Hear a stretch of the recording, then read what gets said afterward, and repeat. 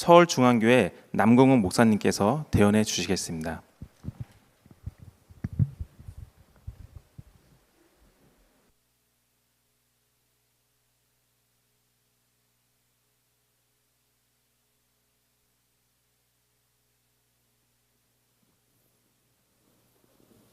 안녕하세요. 잘 주무셨어요? 잘 못 주무신 것 같은데 몸은 좀 불편하셨더라도 마음은 아마 잘 주무신 것처럼 좋기 때문에 그렇게 말씀하셨다라고 생각이 됩니다. 아침 시간에 좀 피곤할 수는 있는데 그래도 우리가 또 함께 모였으니까 하나님 말씀으로 같이 시작하도록 하겠습니다. 잠깐 기도하겠습니다. 사랑이 많으신 우리 아버지 하나님 정말 감사합니다. 우리가 죄인 되었을 때 하나님께서 우리를 먼저 사랑하시고 우리를 아무 값 없이 공로 없이 하나님의 거룩한 자녀로 삼아주시고 오늘까지 우리를 돌보시며 양육하시며 인도해 주신 그 은혜를 생각할 때마다 하나님 정말 감사합니다. 어제부터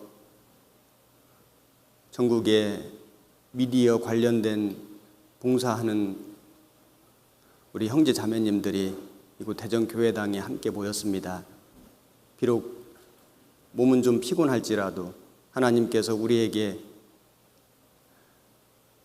육신의 건강을 주시고 또 간절한 마음을 주시고 또 우리에게 하나님을 향한 사랑과 하나님께서 우리에게 맡겨주신 그 사명을 마음속에 깊이 생각함으로 이 모든 모임이 하나님께 영광이 되고 우리에게는 위로와 은혜가 되는 귀한 시간이 될 수 있도록 도와주시고 함께 해 주시옵소서.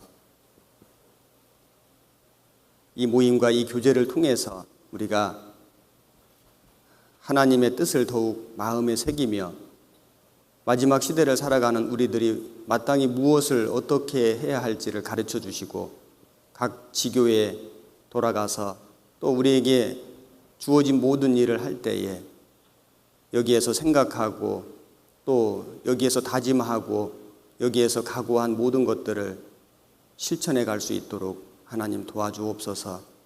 모든 모임의 일정 순서마다 하나님의 은혜 가운데 함께해 주시기를 간절히 원하오며 우리를 사랑하시는 우리 구주 예수님 이름으로 기도드렸습니다. 아멘. 민수기 9장을 찾겠습니다.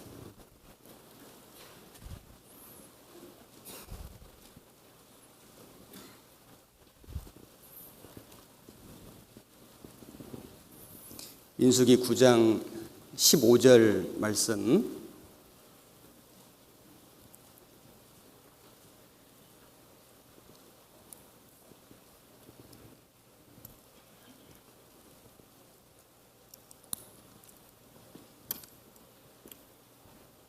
(15절부터) 제가 읽겠습니다. 성막을 세운 날에 구름이 성막 곧 증거막을 덮었고 저녁이 되면 성막 위에 불 모양 같은 것이 나타나서 아침까지 이르렀으되 항상 그러하여 낮에는 구름이 그것을 덮었고 밤이면 불 모양이 있었는데 구름이 성막에서 떠오르는 때에는 이스라엘 자손이 곧 진행하였고 구름이 머무는 곳에 이스라엘 자손이 진을 쳤으니 이스라엘 자손이 여호와의 명을 조차 진행하였고 여호와의 명을 조차 진을 쳤으며 구름이 성막 위에 머무는 동안에는 그들이 유진하였고 구름이 장막 위에 머무는 날이 오랠 때에는 이스라엘 자손이 여호와의 명을 지켜 진행치 아니하였으며 혹시 구름이 장막 위에 머무는 날이 적을 때에도 그들이 다만 여호와의 명을 조차 유진하고 여호와의 명을 조차 진행하였으며 혹시 구름이 저녁부터 아침까지 있다가 아침에 그 구름이 떠오를 때에는 그들이 진행하였고 구름이 밤낮 있다가 떠오르면 곧 진행하였으며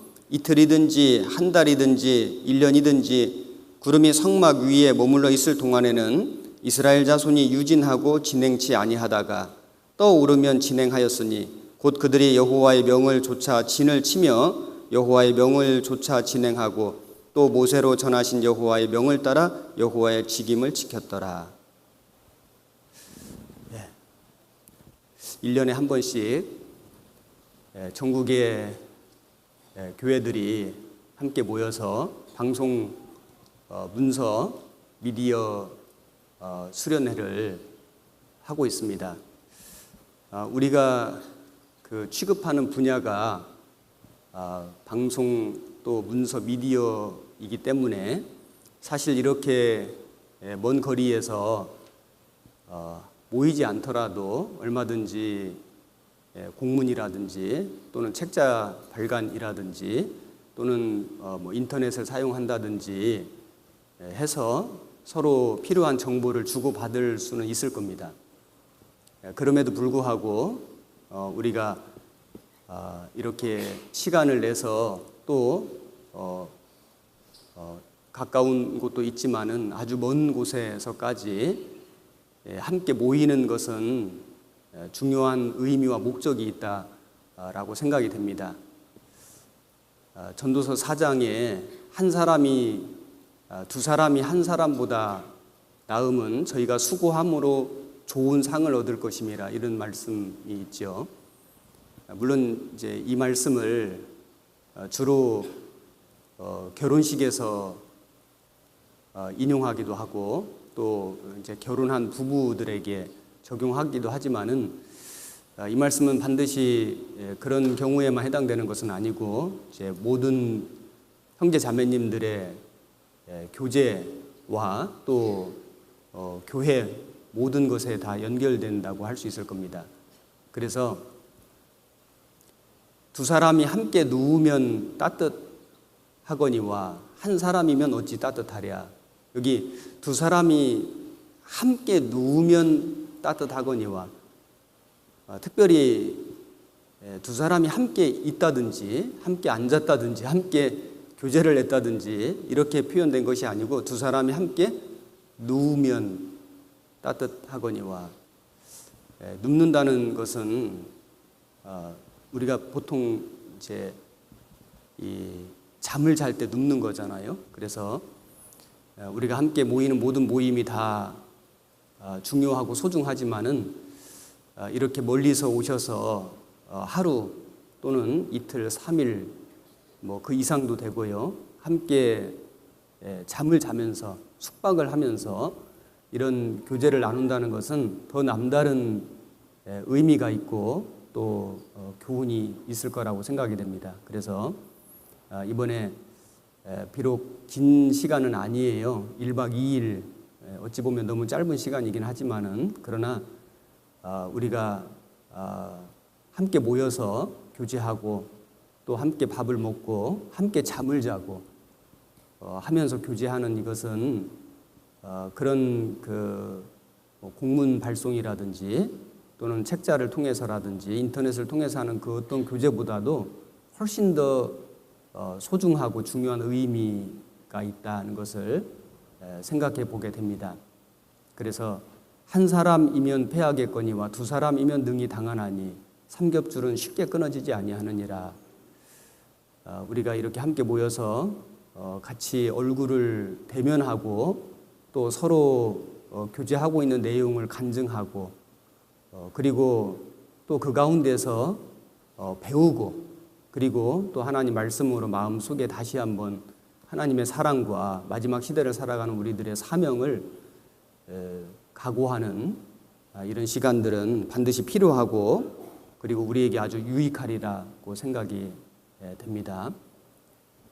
오늘 이 시간에는 민수기 금방 읽은 이 9장을 중심으로 해서 성령의 인도와 하나님의 나팔소리 제목으로 말씀을 좀 상고해 보도록 하겠습니다. 여기 그 민수기 금방 읽은 9장 15절에 보면은 성막을 세운 날에 이렇게 돼 있는데 성막이 언제 세워졌냐면은 이스라엘 민족이 출애굽해 가지고 정확하게 만 1년이 된 그날에 성막이 세워졌거든요. 만 1년 만에 성막이 세워졌습니다. 그리고 성막이 세워지니까 그 성막 위에 불 기둥, 구름 기둥이 이제 떠오르게 되었죠. 그리고 이스라엘 민족이 그 성막을 세운 이후에 제일 먼저 한 일이 유월절을 지키는 일이었습니다. 그래서 그 9장 1절부터 쭉 해가지고 이제 그 유월절 지키는 이야기가 나옵니다. 그리고 이제 유월절을 이제 지킨 이후에 이스라엘 민족이 뭘 했냐면은 하나님의 명을 따라서 백성들의 수를 세웠습니다. 그리고 백성들의 수를 세고 이제 첫 출발을 하는 이제 내용이 민수기에 나오는데, 이 민수기 9장의 내용은 지금 여기 이 장 순서대로 된 게 아니고요. 민수기 1장보다도 먼저 있었던 일을 여기 지금 서술하고 있는 겁니다. 여기 민수기 9장에다가 표시를 좀 해놓으시고 민수기 1장을 찾아보겠습니다.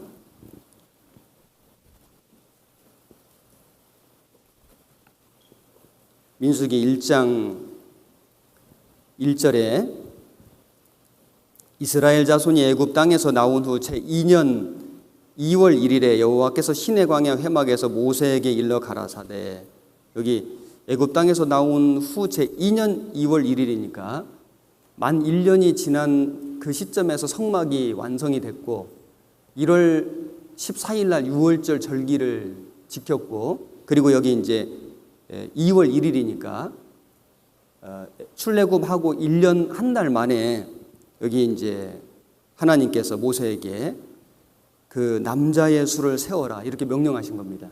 그래서 민수기죠. 그리고 나서 남자의 수를 세고 나서 11절에 보면은 2장 민수기 10장 11절입니다. 민수기 10장 11절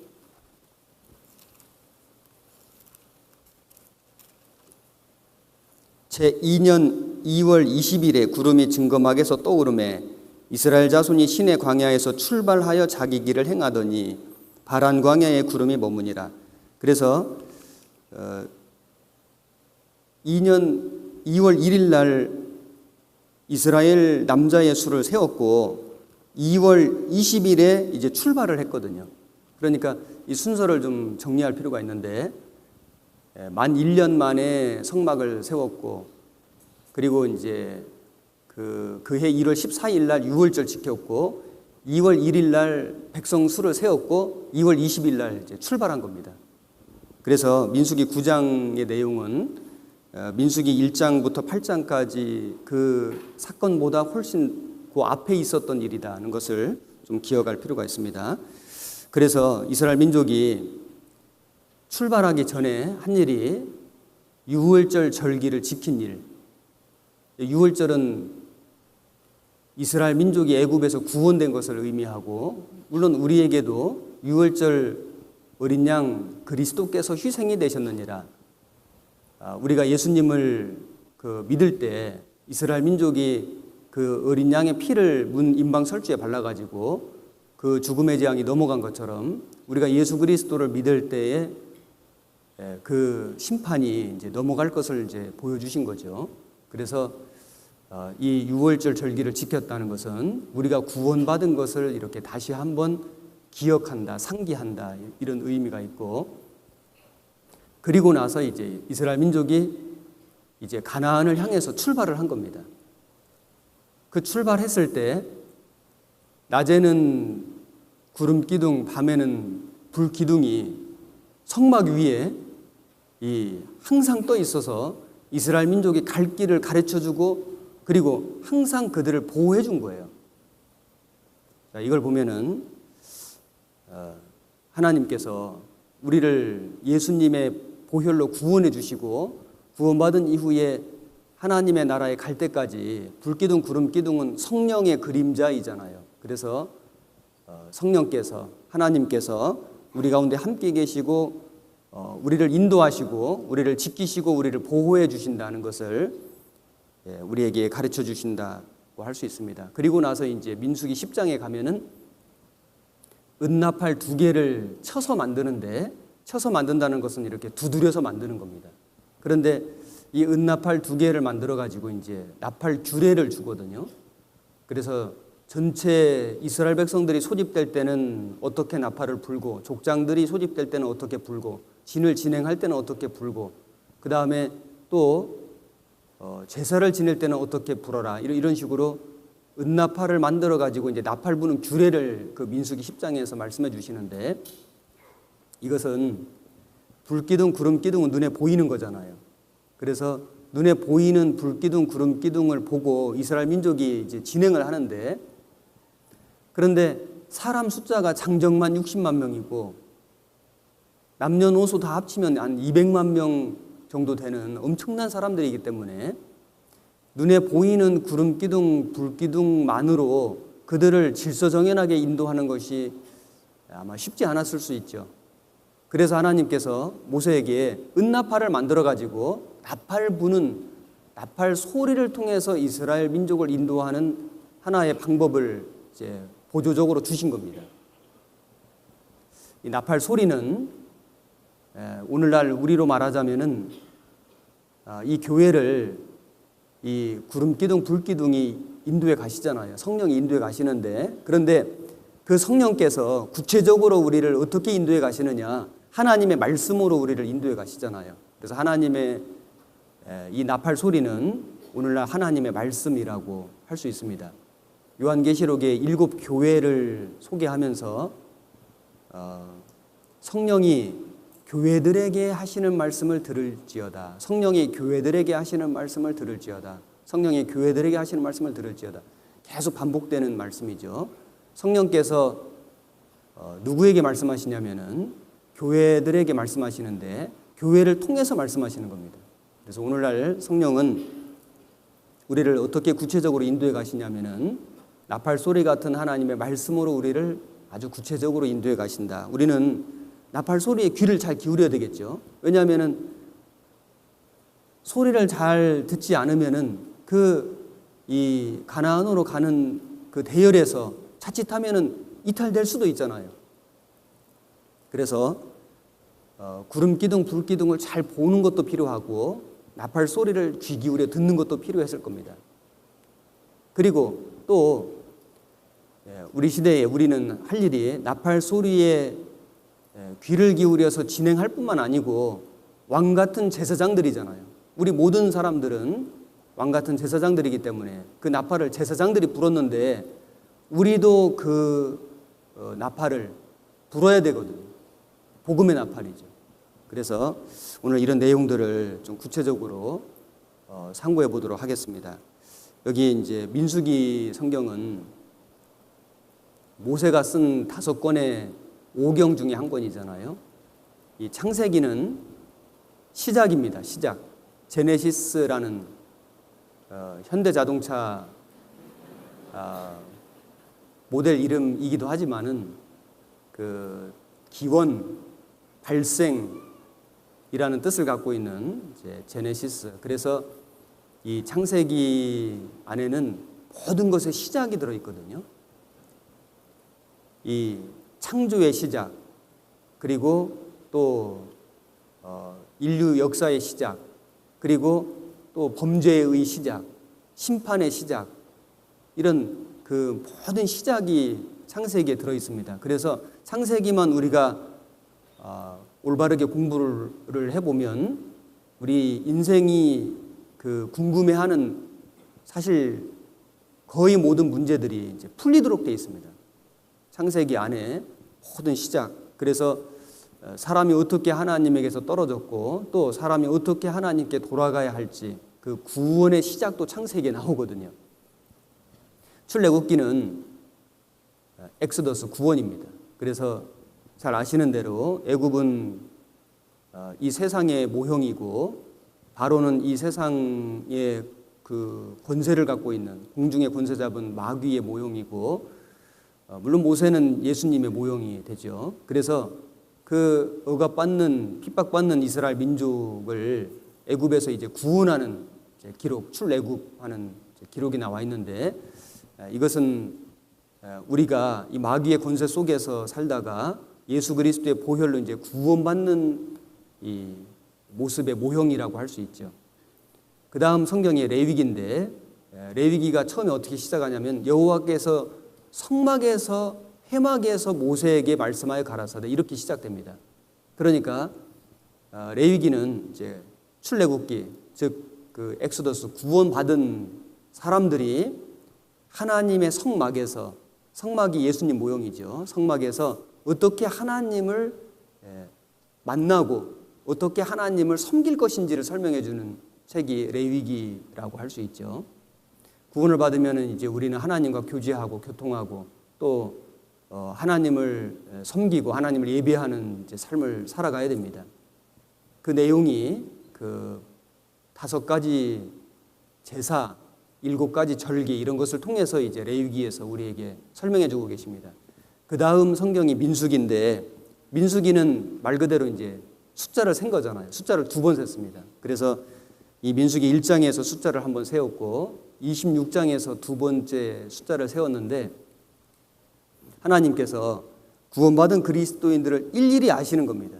그리고 서두에 말씀드린 대로 구름 기둥, 불 기둥을 통해서 그 이스라엘 민족의 갈 길을 가르쳐 주시는 거예요. 지켜주시는 겁니다. 보호해 주시는 거예요. 그리고 만나를 내려주시고 반석을 쳐서 물을 주시고, 그래서 이스라엘 민족이 40년 광야를 통과하는 동안에 하나님이 함께해 주시고 하나님이 도와주시고 하나님이 인도해 주셨다는 것을 보여주는 성경이 민수기거든요. 우리가 구원함을 받은 뒤에 사람이 떡으로만 살 것이 아니요 하나님의 입으로 나오는 모든 말씀으로 살 것이라 하셨느니라. 말씀으로 살아가는데 그 말씀을 주시잖아요. 하늘 양식, 만나와 같은 말씀을 주시고, 그리고 또 계속해서 성령을 공급해 주시고 성령의 인도함을 받고, 그래서 광야 같은 인생, 광야 교회죠. 통과해서 이제 하나님의 나라 가나안까지, 가나안은 하나님의 나라 천국도 되지만은 천국에서 받는 기업과 영광이라고 할 수 있죠. 그 기업과 영광을 얻을 때까지의 이 하나님의 인도하심을 설명해 주는 책이 민수기라고 할 수 있습니다. 그래서 이 민수기를 우리가 이렇게 이제 읽어보면은 숫자를 2번 세웠는데 숫자가 얼마로 되어 있냐면은 여기 민수기 1장 45절에 보면은 이같이 이스라엘 자손의 그 종족을 따라 20세 이상으로 싸움에 나갈 만한 자가 이스라엘 중에서 다 계수함을 입었으니 계수함을 입은 자의 총계가 60만 3,550명이었더라. 60만 3,550명이 출발을 했는데 26장에 가면은 2번째 셌을 때는 60만 1,730명입니다. 오히려 숫자가 줄어들었죠. 1,820명이 줄어들었습니다. 이 40년 광야 생활 동안에 그 20세 이상의 사람들 중에 여호수아 갈렙을 제외하고는 다 죽었죠. 새로 태어난 사람들도 있었는데 죽은 사람이 조금 더 많은 거예요. 그래서 이것을 이제 우리가 교훈받기를, 광야 40년 동안 이스라엘 백성들이 끊임없이 하나님께 원망하고 불평하며 걸어갔잖아요. 사실 하나님이 하루도 구름기둥 불기둥을 거두어 가신 적이 없고 하루도 하늘의 만나를 안 내려주신 날이 없는데도 불구하고 이스라엘 민족은 끊임없이 하나님을 원망하고 불평하고 걸어갔습니다. 그 결과 오히려 백성들의 수가 줄어들었잖아요. 그래서 하나님께 불순종하고 원망하고 불평하고 살아가는 사람의 인생은 참으로 헛되다는 것을 우리가 좀 생각해 볼 수 있고, 그리고 20세 이상의 사람들은 광야에서 다 죽었는데, 그래서 누군가는 말하기를 아주 긴 장례 행렬이 이어졌다. 왜냐하면 계속해서 사람이 죽으니까요. 또 무덤이 있고 또 무덤이 있고 무덤이 있고 계속 무덤이 그냥 줄지어 있는 거잖아요. 구원을 받았지만 우리 옛사람이 있습니다. 그래서 이 광야 교회, 우리가 교회 생활을 통해서 우리의 옛사람은 계속 죽어가고, 그리고 이제 새로 태어난 사람들이 가나안에 들어갔잖아요.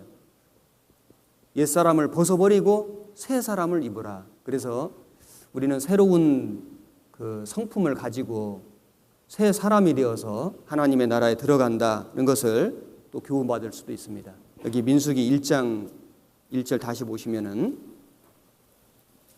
이스라엘 자손이 애굽 땅에서 나온 후 제2년 2월 1일에 여호와께서 시내 광야 회막에서 모세에게 일러 가라사대 너희는 이스라엘 자손의 모든 회 중 각 남자의 수를 그들의 가족과 종족을 따라 그 명수대로 계수할지니 이스라엘 중 20세 이상으로 싸움에 나갈 만한 모든 자를 너와 아론은 그 군대대로 계수하되. 그래서 4절에 매 지파의 각기 종족의 두령 한 사람씩 너희와 함께하라. 이스라엘 모든 남자의 수를 가족과 종족을 따라 명수대로 계수하라. 그래서 이 계수한 이 시간이요 하루에 다 계수됐습니다. 물론 준비가 미리 있었어요. 아주 철저하게 계산했습니다. 그래서 이제 그 뒤에 내용들을 제가 시간 없어서 다 읽지 못하는데 읽어보시면은 어느 지파의 어느 종족에게서 몇 명이다 몇 명이다 몇 명이다. 그래서 이것이 정확하게 대략이 아니고 아주 정확하게 여기 계수가 되어 있다는 것을 알 수 있습니다. 그래서 총수가 60만 3,550명이거든요. 자, 이걸 좀 생각해 보면은 하나님이 얼마나 자상하시고 하나님이 얼마나 세심하시고 하나님이 얼마나 철저하신 분인가 이런 것을 좀 배울 수 있습니다. 사람이 그 자기 자녀가 뭐 한 명, 두 명, 뭐 옛날에 많아봐야 한 뭐 10명, 열 몇 명 될 수 있잖아요. 그 정도면 한눈에 보이고 다 기억하고 일일이 알죠. 그런데 자기 집에서 기르는 짐승이 한 뭐 500마리, 1000마리, 500두, 1000두, 뭐 돼지라든지 뭐 병아리 같은 건 뭐 몇만 수를 막 이렇게 기르잖아요. 그 숫자를 대략은 아마 알 것 같은데 정확하게 한 마리까지 일일이 그것을 센다는 것은 아마 쉽지 않을 거라고 생각이 됩니다. 그리고 세는 정도가 아니고 그 짐승들의 그 얼굴을 기억하고 이름을 붙여서 일일이 안다는 것은 불가능하다고 생각이 돼요. 하나님은 구원받은 그리스도인들을 일일이 아신다는 겁니다. 정확하게 아신다는 거예요. 시편 147장을 찾겠습니다.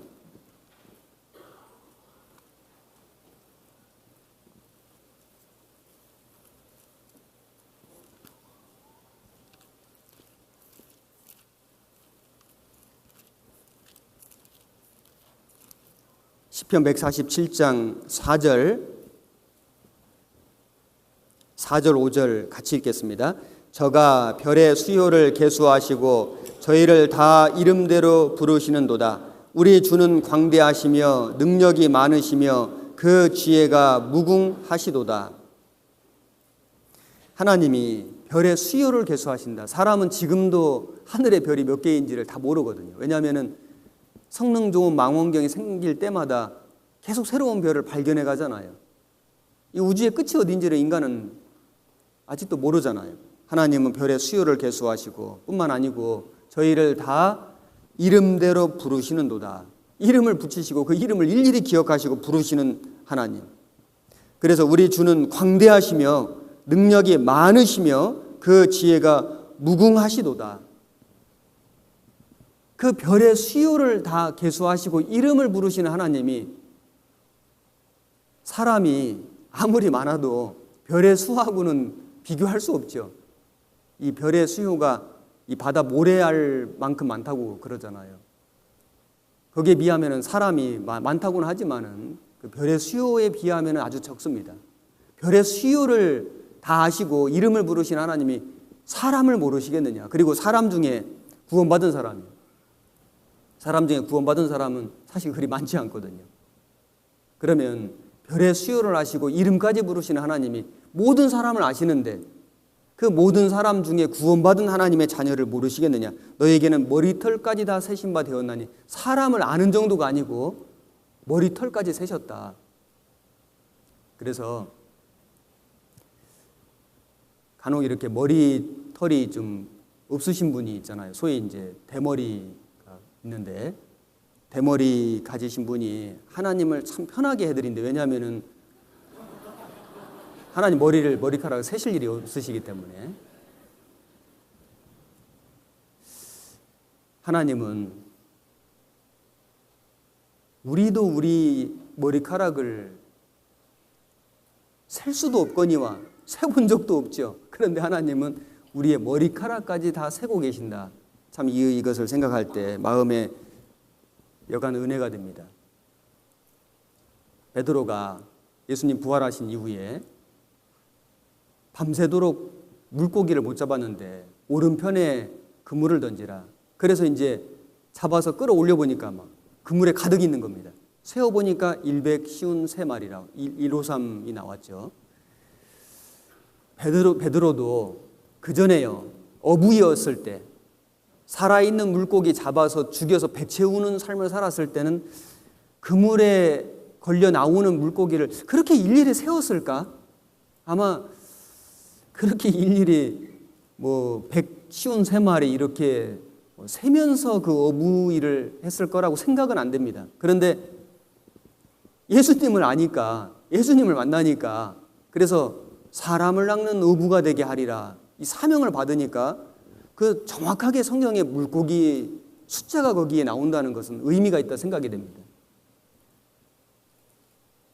우리가 영혼을 건지는 어부잖아요. 구원받기 전에는 한 사람 한 사람 영혼의 소중함을 사실 몰랐습니다. 그런데 구원을 받고 나니까 정말 한 사람 한 사람이 얼마나 소중한 영혼인지를 깨달아 가잖아요. 그것이 주님의 마음이거든요. 주님이 한 사람 한 사람을 그렇게 소중히 여기시는 거예요.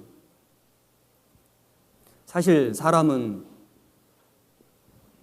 이 얼굴 구조라든지 어떤 신체의 그런 메커니즘이 똑같습니다. 오장육부가 있고요. 눈, 코, 입이 있고 손가락, 발가락 10개씩 있거든요. 그런데도 불구하고 얼굴 모양은 다 다릅니다. 옆에 계신 분 얼굴 한 번만 봐보세요. 얼굴이 똑같아요? 많이 달라요? 많이 다르죠.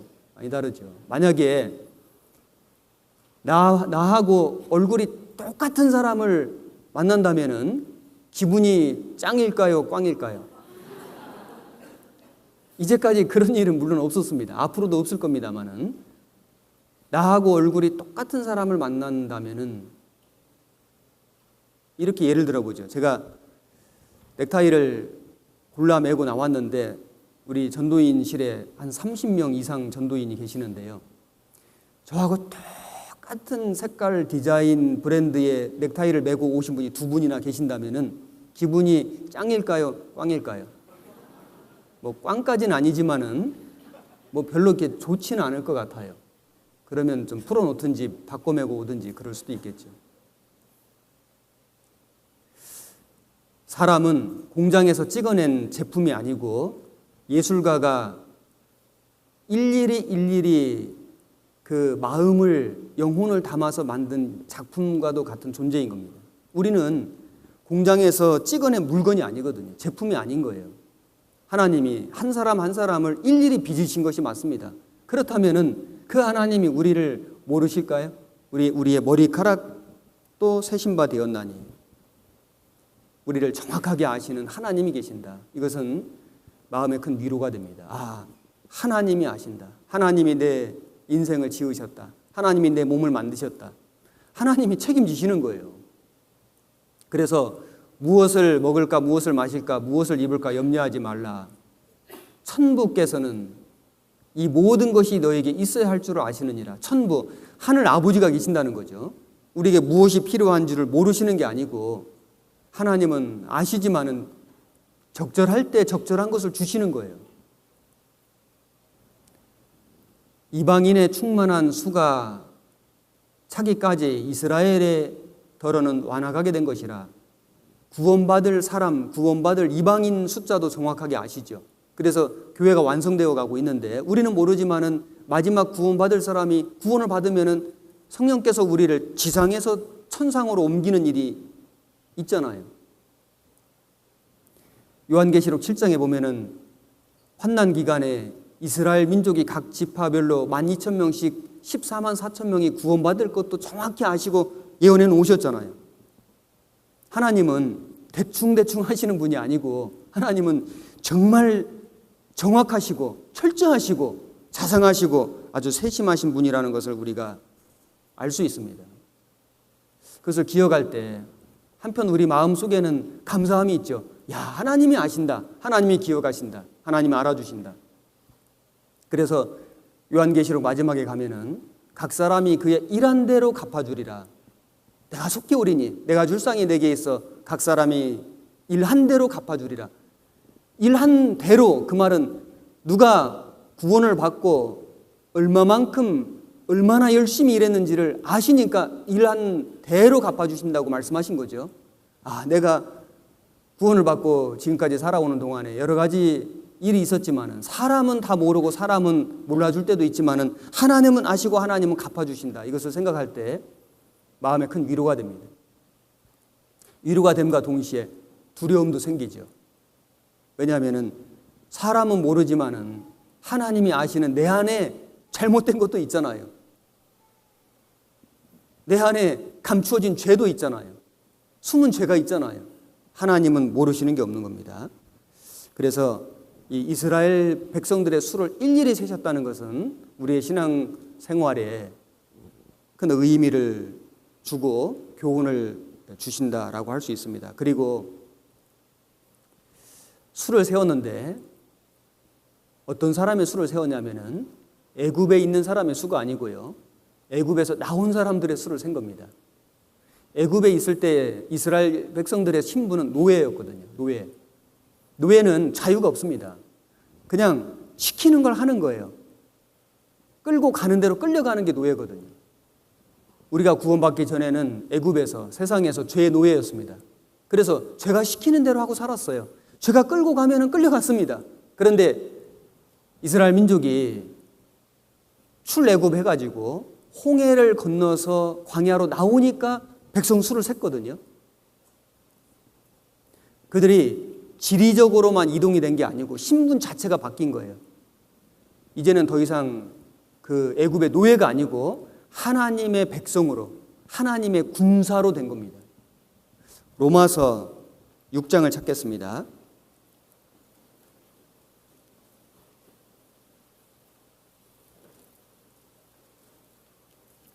로마서 6장 17절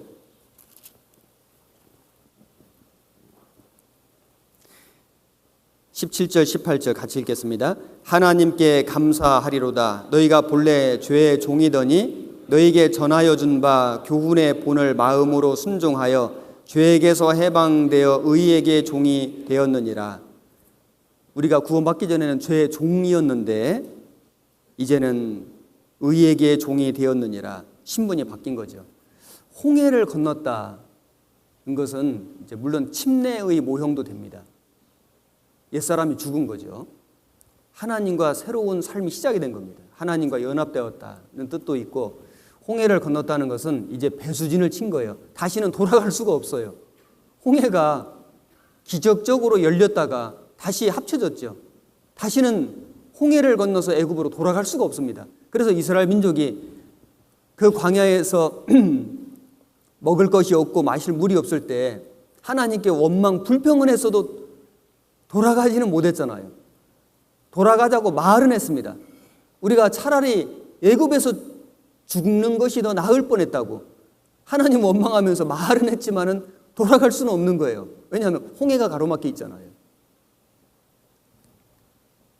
구원받은 그리스도인은 이제 구원을 받은 이후에는 하나님의 아신 바가 되었고, 그리고 이제 하나님과 함께 가나안을 향해서 하나님의 영광과 기업을 향해서 이제 진군하는 군사입니다. 그런데 너무 힘들면 원망할 수는 있는데 다시 옛날로 세상으로 돌아갈 수는 없어요. 왜냐하면 홍해가 있거든요. 다만 자유를 얻었는데, 이제 죄의 종에서 자유를 얻었는데 그 자유를 지킬 힘이 부족하면은 옛날을 그리워할 수 있습니다. 심지어는 구원받은 사람이요, 구원을 받았음에도 불구하고 그 자유를 주셨는데 그 자유를 누릴 능력이 부족하면은 다시 세상으로 돌아갈 수도 있어요. 물론 정말 구원을 받았다면 구원은 없어지는 것이 아니지만은 육신적인 삶을 살 수 있다는 이야기입니다. 법 바틀렛이라고 하는 한 탐험가가 있었는데 이 사람이 이제 이 전 세계를 항해하면서 취미가 뭐냐면 아주 희귀한 것들을 모으는 게 취미예요. 한 나라에서 희귀한 새들을 몇 마리를 얻었는데 새장에 넣어가지고 이제 이 태평양을 건너서 이제 돌아오는데 새장 속에 들어있는 새들이 난리를 치는 겁니다. 그 자유롭게 날아다니던 새들이 새장 속에 갇혔으니 답답하겠죠.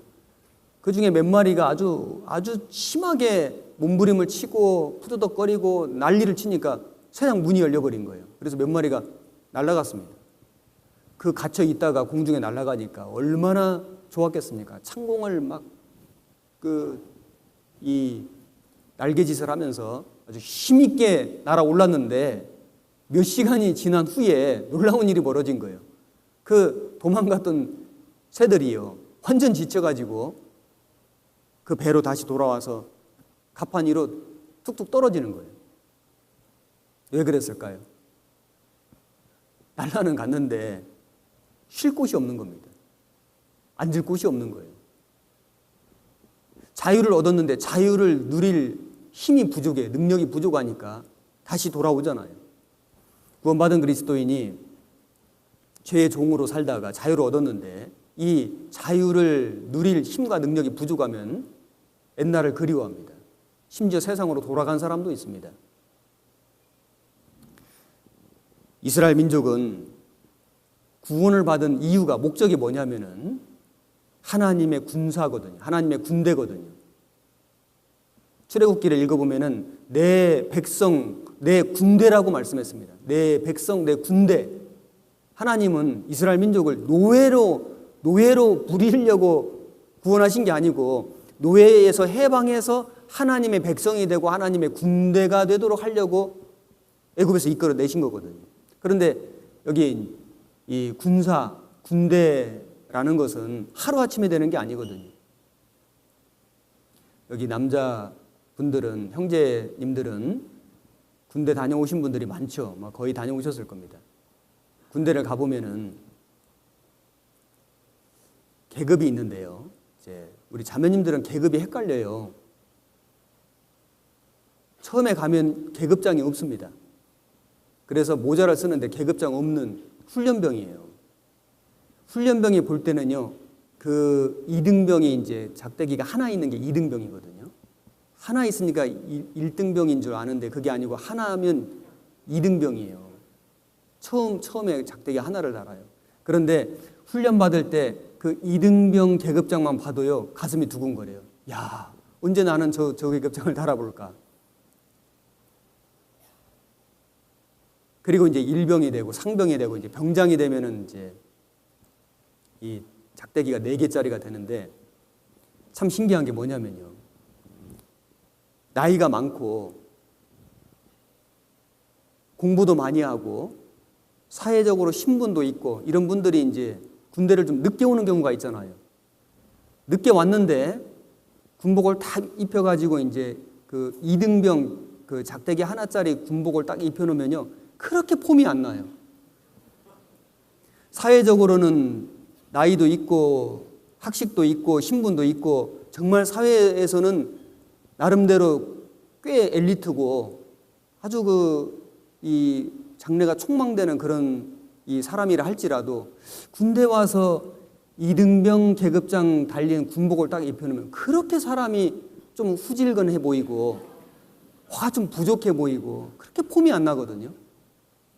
그런데 군대 일찍 온 친구 있잖아요. 군대 일찍 왔어요.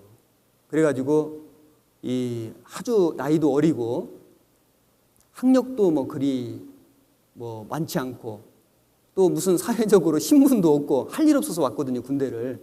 그래서 이제 왔는데 병장 계급장 달린 옷을 탁 입고 서 있으면요, 그렇게 폼이 나는 거예요. 걸음걸이도 달라요. 말을 해도 말에 힘이 있어요. 그래서 군인이 군복만 입혀놓는다고 군인이 금방 되는 게 아니고 군인이 되는 과정이라는 게 있는 겁니다. 그 군인 되는 과정이 뭐냐면 훈련이거든요. 훈련병부터 시작해서 2등병, 1병, 상병, 병장이 될 때까지 그 시기에 맞는 필요한 훈련을 계속 반복적으로 받은 거예요. 그러다 보니까 군인이 된 거예요. 이제 어떤 상황이 벌어지면 어떻게 해야 될 줄 아는 거예요. 당황하지 않고 침착하게 그 어떤 비상 상황 같은 것에 대응할 수 있는 그런 이 자세가 갖춰진 거예요. 그러니까 옷을 입어도 그렇게 폼이 나고 걸어 다녀도 폼이 나고 말을 해도 거기 힘이 있는 거예요. 이게 하루아침에 된 게 아니거든요. 이스라엘 백성들이 노예였습니다. 이제 하나님의 백성, 하나님의 군대가 되어야 되는, 하루아침에 되는 게 아니거든요. 그래서 하나님이 이스라엘 백성들을 하나님의 군대로 만드시려고 정해놓은 코스가, 훈련 코스가 광야 40년인 겁니다.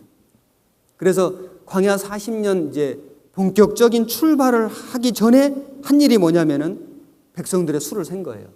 이제 군사거든. 정확하게 수를 세고 이제 행군을 시작하는데, 행군할 때 보면은 무질서하게 제멋대로 간 게 아니고요, 질서정연하게 행군했다는 걸 알 수 있습니다. 민수기 2장입니다. 2장 1절.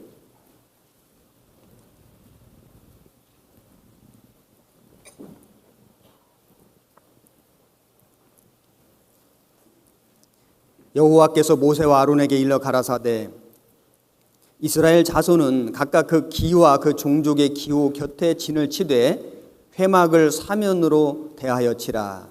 여기 기와 기호가 나오는데, 이 기는 이스라엘 지파가 12개 있죠. 12개의 지파를 세 지파씩 묶어가지고 하나의 진을 만들었거든요. 그 진마다 기가 있었습니다. 깃발이 있었는 거죠. 그리고 또 지파별로 종족이 있었는데 종족별로 또 기호가 있었어요. 그러니까 기가 많이 있었죠. 중요한 기는 4개의 기, 각 진마다 있었던 3개 지파씩을 묶은 한 그룹의 기가 있었고 종족마다 기호가 있었습니다. 이 깃발은 예수님의 상징입니다. 여호와 니시 아시죠? 여호와는 나의 기라. 그래서 이 전쟁할 때 항상 이 깃발이 먼저 나갑니다. 그 깃발 따라가는 거예요. 그 깃발의 신호에 따라서 움직이기도 하고, 옛날 전쟁할 때는 그 기가 하나의 상징이고 신호 체계였죠. 제가 이 군대 얘기를 오늘 자꾸 하게 되는데, 자매님들이 제일 싫어하는 게 군대 이야기, 그 다음 2번째가 축구 이야기, 제일 싫어하는 게 군대에서 축구한 이야기. 근데 축구 이야기는 제가 안 하겠습니다. 축구 이야기는 아까 박지성이 나와서 잠깐 보여드렸으니까. 제가 사단 사령부에서 근무를 했는데 사단장이 투수탑니다. 별 2개인데요. 사단장이 사단 내에 있으면 깃발이 올라가 있어요. 사단장이 출타하면 깃발이 내려가 있습니다. 그러니까 깃발을 보면은 사단장이 여기 있는지 없는지 알아요. 깃발은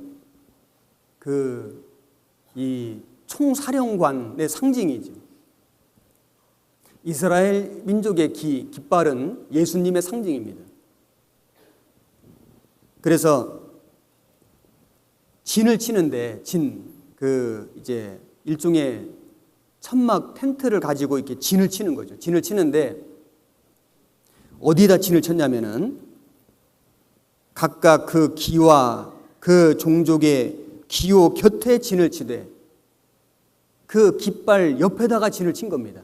멀리 친 게 아니고 그 기와 종족의 기호 곁에 바로 옆에 진을 치되, 자, 우리는 이 장막 생활을 하는 사람들이라고 할 수 있죠. 우리가 광야와 같은 인생, 광야 교회 안에서 성령의 인도하심을 받고 이제 가나안을 향해 가는데, 우리가 어디에서 살아가느냐? 이 기와 기호 곁에 진을 치고 살아가는 겁니다. 예수님 옆에다가 예수님을 바짝 따라서 따라가는 삶을 살아가는 거예요. 시편 16장입니다.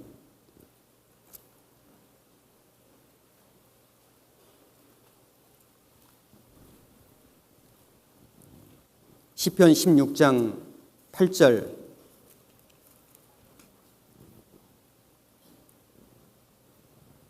한 절만 같이 읽겠습니다. 내가 여호와를 항상 내 앞에 모심이여 그가 내 우편에 계심으로 내가 요동치 아니하리로다. 여호와를 항상 내 앞에 모심이여, 그 주님을 앞에 모시고 살아간다. 그 주님을 따라가는, 그 주님을 순종하는, 그 주님을 의지하는 삶인 겁니다. 그리고 그가 내 우편에 계심으로, 우편은 능력이죠. 그 하나님이 능력이 되셔서 나를 지켜주시고 보호해 주시는 겁니다.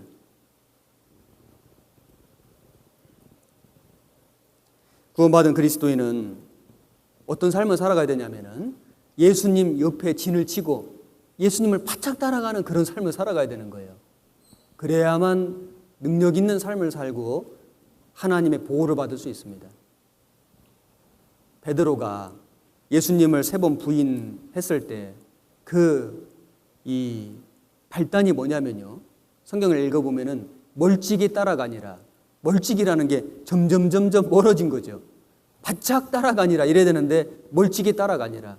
그래서 이제 예수님이 심판받으실 때 이제 추워서 그 장작불이 있었는데 앉아서 그 불을 쬐고 있었거든요. 베드로가 앉아 있었고 육신은 편했고 불을 쬐고 있으니까 몸은 따뜻한데 마음은 냉랭한 거예요. 왜 그래요? 멀찍이 따라갔잖아요. 급기야는 내가 그를 모른다고 저주하며 부인했습니다. 발단이 멀찍이 따라간 거예요. 우리도 하나님을 멀리하고 말씀에서 멀어지고 교회와 교제에서 멀어지고 멀찍이 따라가다 보면은 마음이 식어지거든요. 마음이 식어지다 보면은 내 생활 속에서 하나님을 부인할 수도 있고요. 심지어는 내 입술로도 부인할 수도 있어요. 예외가 없습니다. 우리는 바짝 따라가야 되거든요. 시편 25장 14절 한 절만 같이 읽겠습니다. 여호와의 친밀함이 경외하는 자에게 있음이여 그 언약을 저희에게 보이시리로다. 여호와의 친밀함이 경외하는 자에게 있음이여, 참으로 하나님을 사랑하고 하나님 말씀에 순종하고 하나님을 경외하는 삶을 살아가는 사람에게는 하나님이 정말 가까이 계신 거예요. 여호와의 친밀함, 그 친밀함을 느낍니다. 내가 말씀을 가까이 하고 교제를 사모하고 교제 속에 있고 그리고 하나님 말씀을 늘 묵상하고 그 말씀대로 살아가려고 순종하려고 살아가다 보면은 느끼잖아요. 주님이 내 옆에 계신 거예요. 주님이 내 안에 계신 거예요. 그걸 느끼잖아요. 그런데 교제에서 멀어지고 말씀에서 멀어져 봐요. 주님이 멀리 계신 거예요. 안 보이는 거예요. 안 들리는 거예요. 우리는 깃발 바로 옆에 바짝 우리는 진을 쳐야 됩니다. 그리고 민수기 다시 보시면 민수기 2장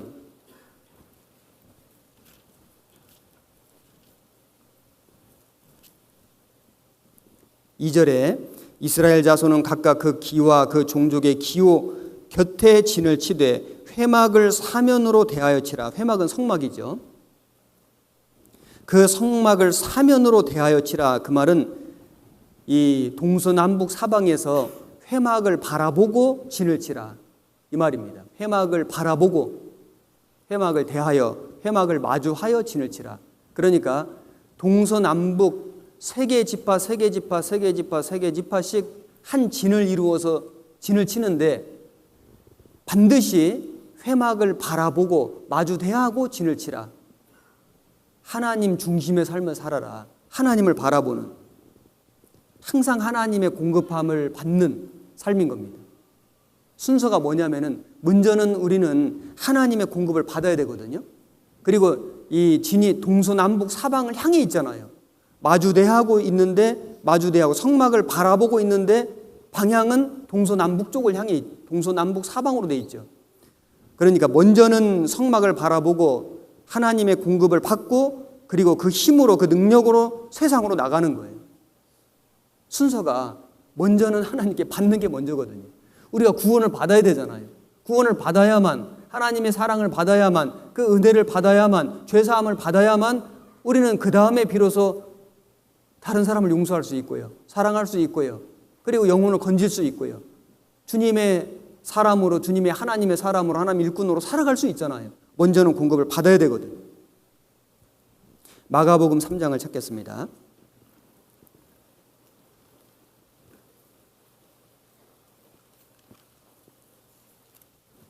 (3장) 13절.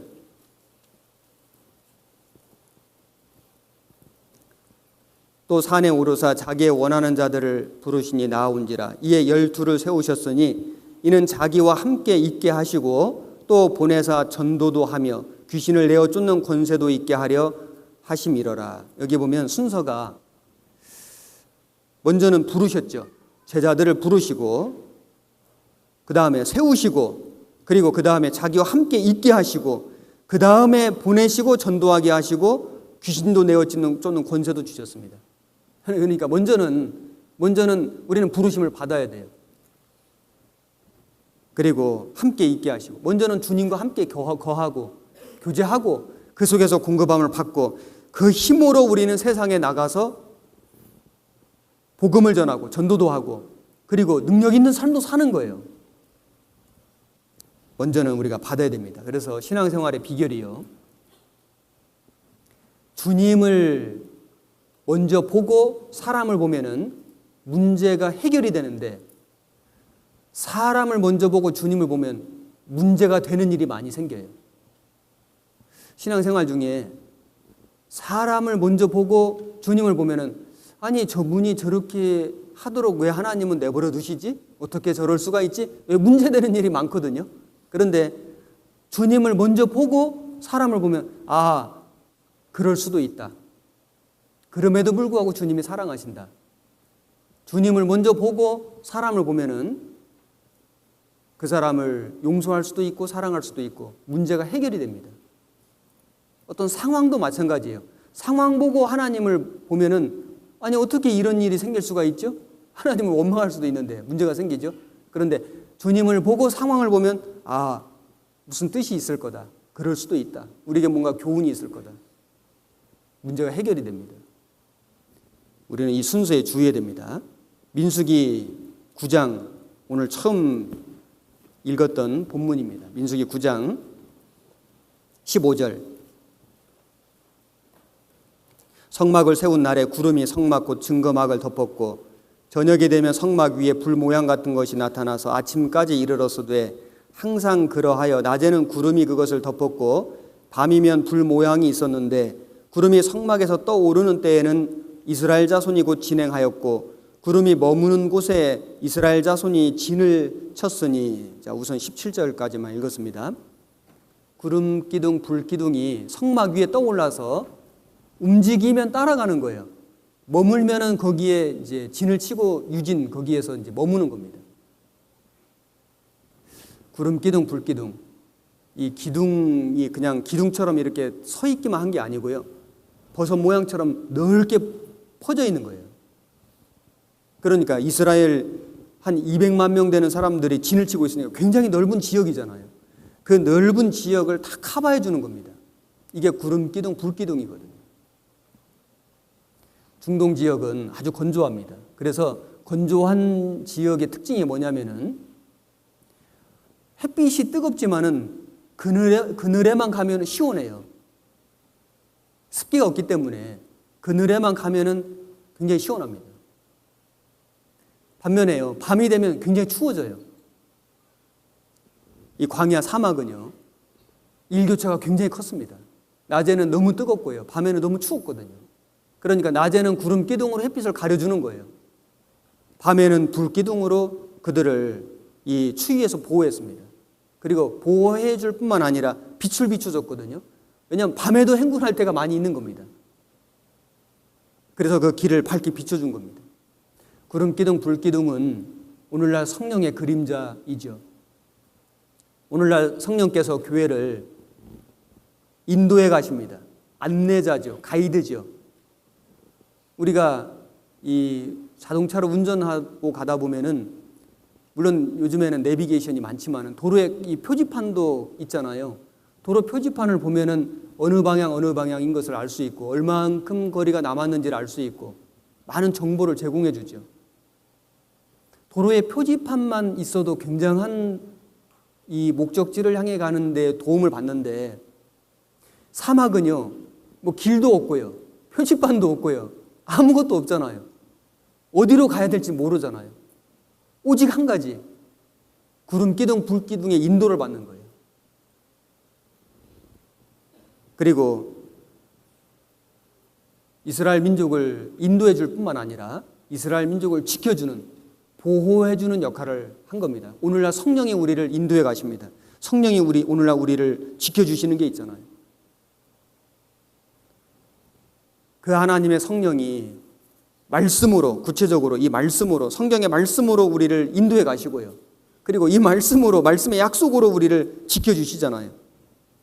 영국의 시인이며 소설가로 유명한 월터 스코트라는 사람이 죽기 전에 말하기를, 나를 위하여 책을 읽어달라 하니까 그 사위가 말하기를, 장인어른 무슨 책을 읽어드릴까요?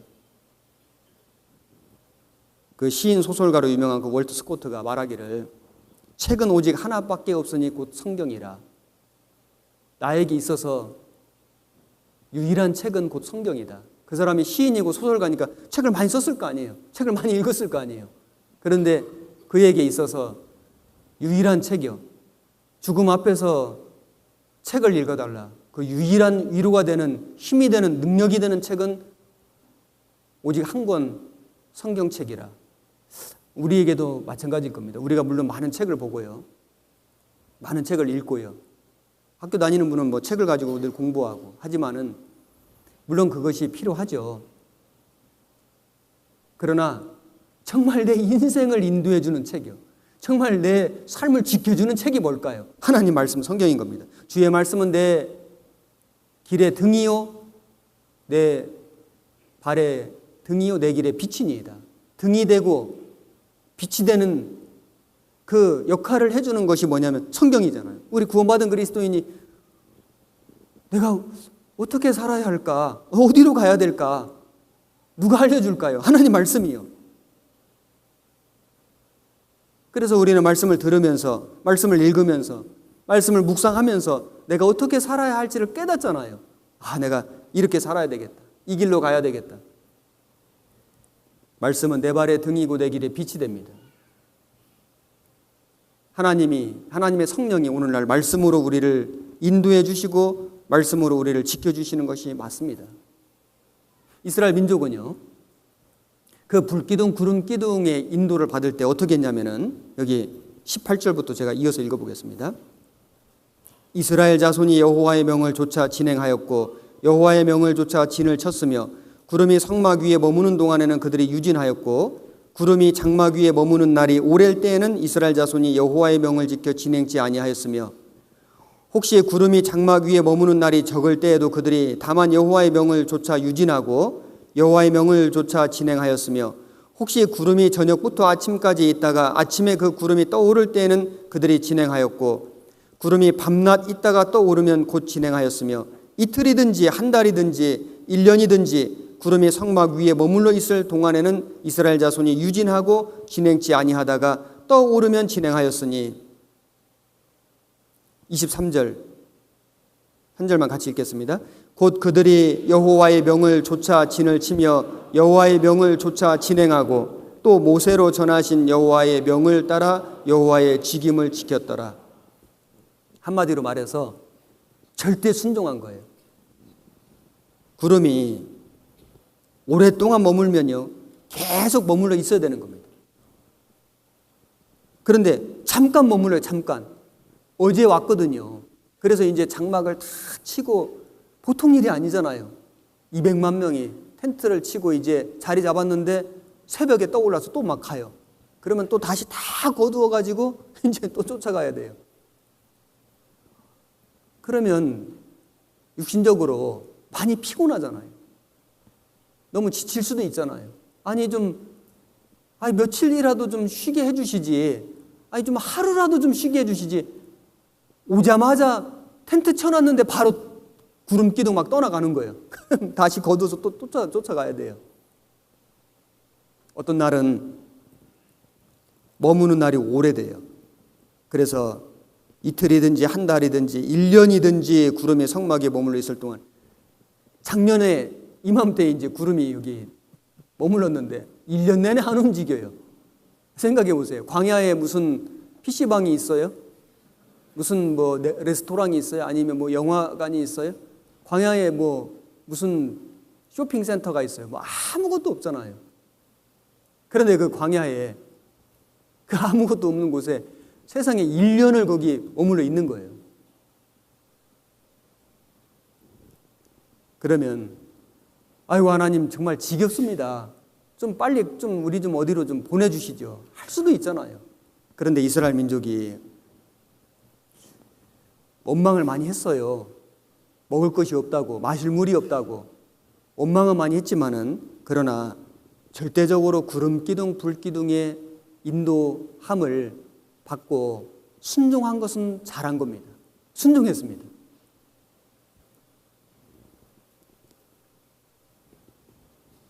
하나님이 우리가 신앙생활을 하다 보면은 때로는 우리 생각과 다르게 역사하실 때가 있거든요.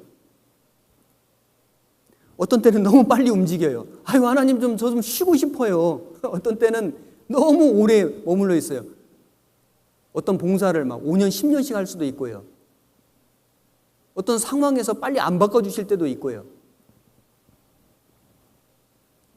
우리 생각과 하나님의 생각이 다를 때가 참 많이 있죠.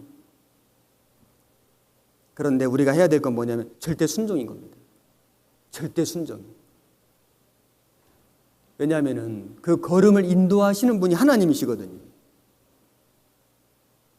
하나님이 각 사람의 영혼을 일일이 아시고 구원받은 사람 머리카락까지 세시고 그 사람이 걸어가야 될 코스를 정해놓으셨다면은, 그것을 안다면은, 그것을 믿는다면은 우리가 할 일은 뭐냐면은 그 하나님의 인도하심에 절대 순종하는 거예요. 내 걸음을 정하신 분이 하나님이시다. 하나님이 나를 죽을 때까지 인도해 주실 거다. 나의 달려갈 길을 마치고 믿음을 지켰으니, 사도 바울이 나의 달려갈 길을 마치고 하나님이 바울을 구원하시고 달려갈 코스를 정해 놓으셨는데 이제는 그 길을 마칠 때가 되었다. 바울이 알고 있었죠. 바울만 아니라 우리 모든 사람에게 구원을 하실 때는 우리가 달려갈 길, 달려갈 코스를 하나님이 계획해 놓으신 게 있고요. 하나님의 뜻이 있고요. 하나님의 뜻대로 인도하시는 게 있을 겁니다. 우리가 할 일은 뭐냐면 절대 순종이거든요. 구름기둥, 불기둥은 그들을 광야에서 안내해주고 광야에서 그들을 지켜줬습니다. 우리가 구원을 받고 걸어가는 이 길은 믿음의 길이고 신앙의 길이죠. 이 믿음의 길, 신앙의 길은 세상에서 우리가 육신적으로 살아가던 길과는 많이 다릅니다. 믿음의 길, 신앙의 길은 무엇이 다를까요? 무엇이 다르냐면은 믿음의 길, 신앙의 길은 평탄한 길이 아니고요. 올바른 길입니다. 평탄한 길이 아니고 고난의 길이에요. 빠른 길이 아니고 바른 길이에요. 사람들은 빨리 가고 싶어 하잖아요. 내비게이션에 이렇게 조건 검색해 보면 빠른 길, 빠른 길. 사람들이 다 빠른 길을 좋아하거든요.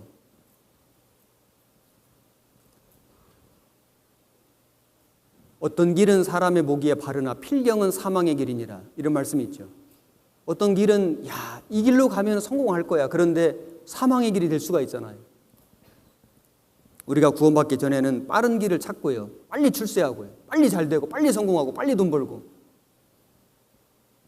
그런데 그것이 사망의 길이 될 수 있기 때문에 구원을 받은 뒤에는 빠른 길이 아니고요. 고난의 길, 그리고 올바른 길을 걸어가야 됩니다. 무엇이 잘 될 거냐가 아니고 무엇이 올바른 길이냐. 글 하나 읽어보겠습니다. 찰스 콜슨이라는 사람은 아이비리그 명문 브라운대를 졸업하고 워싱턴 대학교 출신 법학 박사를 졸업한 엘리트였습니다. 닉슨 대통령의 보좌관으로 실세 중에 실세였습니다. 출세 가도를 달리다가 1974년 워터게이트 사건으로 구속 수감되었습니다. 재판 과정 중에 친구의 전도로 회심하여 그리스도인이 되었습니다. 화려한 길을 달려왔지만 인생을 잘못 살았음을 깨달았습니다. 만일 계속 그 길로 달려갔더라면 결국은 멸망이었을 것입니다. 세상적인 방법으로 감옥에 가지 않을 수도 있었지만 정직하게 복역하고 출소 후에 완전히 인생길을 바꾸었습니다. 교도소 선교회를 창설하고 전도자가 되었습니다. 1993년 종교의 노벨상으로 불리는 템플턴 상을 수상하였습니다. 이 사람은 정말 낭떠러지 길로 떨어졌지만은 그것이 전화 유복이 되어가지고 오히려 이제 올바른 길을 걸어가는 인생이 되었죠. 우리도 아마 그런 사람들 중에 하나일 겁니다. 우리가 걸어가는 신앙의 길은 빠른 길이 아니고 바른 길이다. 그리고 신앙의 길은 시작이 중요한 게 아니고 끝이 중요하다. 끝이 좋은 길이요. 끝이 좋은. 우리가 여기 성경에 나오는 많은 이 신앙의 인물들이 있는데 그 인물들의 삶을 살펴보면은 아주 다양한 케이스가 있습니다. 시작도 좋고 끝도 좋은 사람도 있어요. 어떤 사람은 시작은 좋은데 끝이 안 좋아요. 시작은 안 좋은데 끝이 좋아요. 시작도 안 좋고 끝도 안 좋아요. 여러 가지 다양한 케이스가 있는데 가롯 유다, 데마 이런 사람들은 시작은 좋았지만은 끝이 좋지 않았죠. 우리가 시작도 좋고 끝도 좋은 것이 제일 좋은데요. 혹시 시작은 좀 안 좋았을지라도 우리가 구원받고 나서 처음부터 신앙생활을 너무 잘한 게 아닐 수도 있죠. 또 중간에 좀 흔들린 경우도 있죠. 세상에 나갔다 돌아온 경우도 있죠. 시작은 좋았다가 중간이 안 좋았을 수도 있는데 어쨌든 끝은 좋아야 됩니다. 그게 중요하거든요. 신앙의 길은 끝이 좋아야 됩니다. 그래서 히브리서 11장에 나오는 그 믿음의 장에 소개되는 인물들의 특징은 뭐냐면 끝이 좋은 사람들이거든요. 우리는 주님을 위해서 올바르게 살다가 주님을 만나야 됩니다. 그리고 신앙의 길은 멀리 보고 가는 길이다. 이 근시야는 뭐냐면은 눈앞만 보는 거예요. 눈앞만. 지금 당장 벌어진 일이요. 어떡하지? 발등 불 끄기 급급한 인생 아니고 신앙의 길은 멀리 보고 가는 길이다. 멀리요. 멀리. 롯은 왜 아브라함을 떠났을까요? 눈앞만 봤거든요. 보니까 요단들이 너무 좋은 거예요. 따라가 보니까 소돔 나오고 고모라 나오는데 죄악이 충만했습니다. 거기서 뛰쳐나와야 되는데 계속 머물러 산 거예요. 왜? 당장이 좋거든요. 아브라함은 계속 장막에 살았습니다. 왜냐하면 멀리 본 거예요. 하늘의 도성을 봤잖아요. 우리는 멀리 보고 살아가는 원시안의 삶을 살아가야 됩니다. 그래서 신앙의 길은요, 우리가 걸어가는 이 신앙의 믿음의 길은 눈에 보이는 것만 보는 것이 아니라 보이지 않는 것을 보고 살아가는 삶이다. 눈에 보이는 것은 세상이잖아요. 세상을 보고 사람을 보고 육신을 보면 많은 미혹이 생기고요. 문제가 생기는데 신앙의 길은 보이지 않는 것을 보고 걸어가는 겁니다. 아람 군대가 쳐들어왔을 때 그 엘리사의 사환은 주여 우리가 어찌하리이까? 사람만 본 거예요. 사람만. 너무 두려운 겁니다. 엘리사가 그 사환의 눈을 열어주니까 불말불병거가 그 산을 가득 채운 걸 봤잖아요. 우리는 눈에 보이는 것만 아니라 보이지 않는 것을 보고 살아가야 됩니다. 이것이 구원받기 전에 살았던 삶과 다른 삶이에요. 다른 길입니다. 이것이 믿음의 길이고 신앙의 길이라고 할 수 있죠. 민수기 10장 1절입니다. 여호와께서 모세에게 일러 가라사대 은나팔 둘을 만들되 쳐서 만들어서 그것으로 회중을 소집하며 진을 진행케 할 것이라. 두 나팔을 불 때에는 온 회중이 회막 문 앞에 모여서 네게로 나올 것이요 하나만 불 때에는 이스라엘 천부장된 족장들이 모여서 네게로 나올 것이며 너희가 그것을 울려 불 때에는 동편진들이 진행할 것이고 제2차로 울려 불 때에는 남편진들이 진행할 것이라. 무릇 진행하려 할 때에는 나팔 소리를 울려 불 것이며 또 회중을 모을 때에도 나팔을 불 것이나 소리를 울려 불지 말 것이며 그 나팔은 아론의 자손인 제사장들이 불지니 이는 너희 대대의 영원한 율례니라. 또 너희 땅에서 너희가 자기를 압박하는 대적을 치러 나갈 때에는 나팔을 울려 불지니 그리하면 너희 하나님 여호와가 너희를 기억하고 너희를 너희 대적에게서 구원하리라. 또 너희 희락의 날과 너희 정한 절기와 월삭에는 번제물의 위에와 화목제물의 위에 나팔을 불라. 그로 말미암아 너희 하나님이 너희를 기억하리라. 나는 너희 하나님 여호와니라. 자, 이제 구름 기둥, 불 기둥이 이스라엘 민족을 인도에 가시는데 성령의 그림자죠. 그런데 하나님께서 모세에게 한 가지 서비스로 은나팔 둘을 만들어서 그것으로 이 소리를 통해서 백성들을 인도에 가시도록 했습니다. 은나팔 둘을 만드는데 쳐서 만든다는 게 뭐냐면 두들겨 가지고 이 은을 이렇게 납작하게 펼쳐 가지고 두들겨 가지고 이렇게 이것을 휘어 가지고 나팔 만든 거예요. 나팔은 말씀드린 대로 하나님의 말씀이죠. 성령께서 교회에게 말씀을 주셨고 그 교회는 그 성령이 주시는 말씀을 듣잖아요. 계속 말씀을 통해서 성령의 뜻을 깨달아가죠. 말씀을 통해서 우리가 인도함을 받잖아요. 나팔은 하나님의 말씀입니다.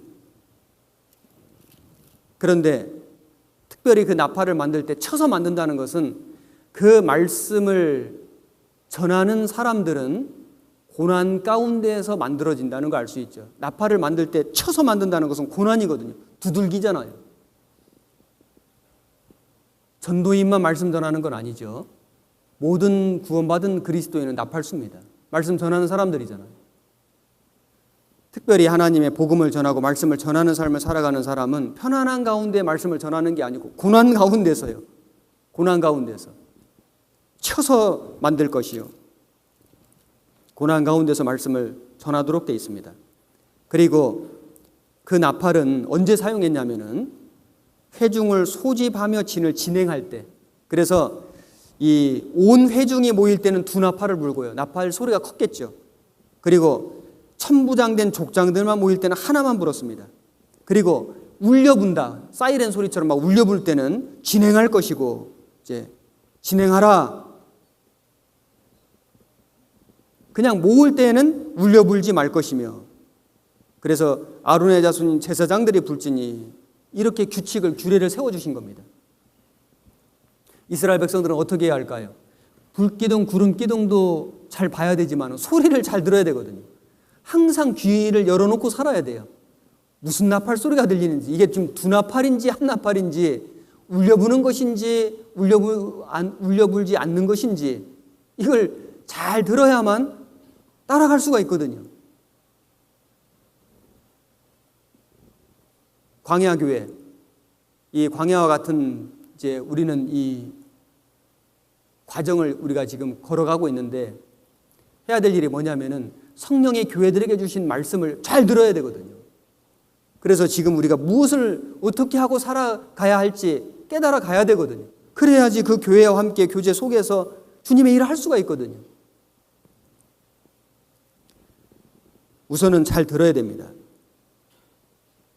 잘 듣고 그 다음에 할 일이 뭐냐면 나팔을 또 불어야 되거든요. 왜냐하면 구원받은 그리스도인들은 왕 같은 제사장들이요, 제사장인 겁니다. 그리고 전쟁을 하러 나갈 때는 9절입니다. 9절, 또 너희 땅에서 너희가 자기를 압박하는 대적을 치러 나갈 때에는 나팔을 울려불지니 그리하면 너희 하나님 여호와가 너희를 기억하고 너희를 너희 대적에게서 구원하리라. 전쟁하러 나갈 때는 울려 부르라고 말씀하셨는데 이것은 사람 들으라고 부는 게 아니에요. 왜냐하면 너희 하나님 여호와가 너희를 기억하고 너희를 너희 대적에서 구원하리라. 그러니까 전쟁하러 나갈 때 나팔 부는 것은 사람 들으라고 하는 목적보다는 하나님께 구하는 겁니다. 하나님, 이제 우리 전쟁하러 나갑니다. 하나님, 우리 이 전쟁에서 이기게 도와주세요. 하나님께 간구하는 기도거든요. 구원받은 그리스도인의 삶은요, 전쟁이거든요. 왜 신앙생활이 힘들까요? 군대 와 있는 거니까요. 왜 고난이 많을까요? 전쟁 중이니까요. 당연한 거거든요. 우리가 휴양지에 온 게 아니고요. 지금 유배지에 온 거고 우리가 전쟁터에 들어와 있는 거거든요. 그러니까 신앙생활이 쉴 새가 없고 힘든 게 맞는 거거든요. 우리가 전쟁하러 나갈 때 육신의 두려움도 있을 수 있는데 나팔을 울려 불어라. 하나님, 저 이제 전쟁하러 나갑니다. 하나님, 저 지금 무슨 봉사하러 갑니다. 하나님, 전도하러 갑니다. 중요한 일입니다. 하나님 도와주십시오. 나팔을 울려부는 겁니다. 왜냐하면 이 전쟁은 우리 힘만으로는 절대 이길 수가 없는 전쟁이기 때문에 그래요. 스가랴서 4장을 보겠습니다.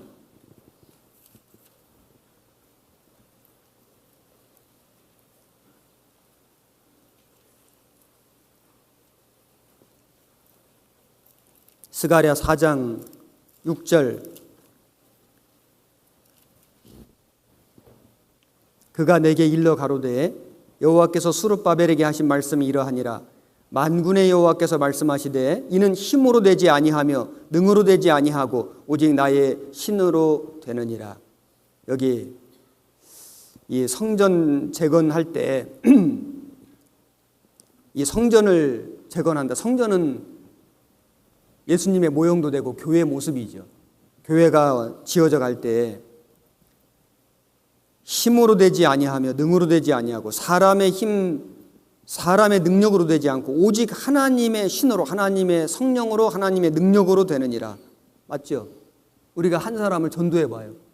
전도를 해보면은 내 능력으로 안 되잖아요. 내 힘으로 안 되잖아요.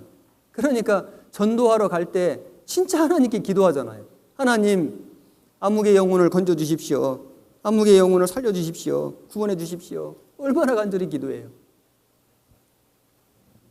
내 힘으로 내 능으로 되는 게 아니고 하나님의 성령으로 되는 것이기 때문에 그렇습니다. 그래서 전쟁하러 나갈 때는 울려 불어라. 그리고 민수기 10장 다시 보시면 10절입니다. 또 너희 희락의 날과 너희 정한 절기와 월삭에는 번제물의 위에와 화목제물의 위에 나팔을 불라. 그로 말미암아 너희 하나님이 너희를 기억하리라. 나는 너희 하나님 여호와니라. 여기 이제 번제, 화목제 드릴 때 나팔을 불어라. 이건 무슨 의미일까요? 번제는 헌신이거든요. 하나님께 내 삶을 드릴 때요. 나팔을 불고 그 다음에 화목제, 하나님과 교제, 교통, 형제 자매들 간의 교제, 교통, 화목, 화평을 이룰 때 나팔을 부는 겁니다. 우리는 주님의 일을 할 때 뭐가 필요하냐면은 내 자신을 하나님께 드리고요. 하나님께 바치는 게 필요해요. 나팔을 분다는 것은 하나님의 말씀을 잘 듣고 하나님 말씀을 또 전하는 것, 또 전쟁하러 나갈 때 하나님께 기도하는 것, 이것이 나팔을 부는 삶인데, 또 한 가지 내 자신의 삶을 하나님께 드리는 것, 번제거든요. 그 다음에 형제 자매님들과 화목하고 화평한 것, 이게 화목제잖아요. 하나님께 드리고 하나님과도 화평을 누리면서 형제 자매님들과 화목하고 화평을 누리고 연합하고 교제하는 것, 이것이 나팔 부는 삶인 겁니다. 그렇게 했을 때 그로 말미암아 너희 하나님이 너희를 기억하리라. 나는 너희 하나님 여호와니라. 자, 우리 이것이 구원받은 그리스도인이 걸어가야 할 길이고 구원받은 그리스도인들이 불어야 될 나팔인 겁니다. 우리는 마지막 시대에 살고 있잖아요. 우리가 이 땅에 살아가는 목적이 뭐냐면 나팔 불려고 사는 거예요. 나팔 불려고. 에스겔 33장입니다. 에스겔 33장 1절에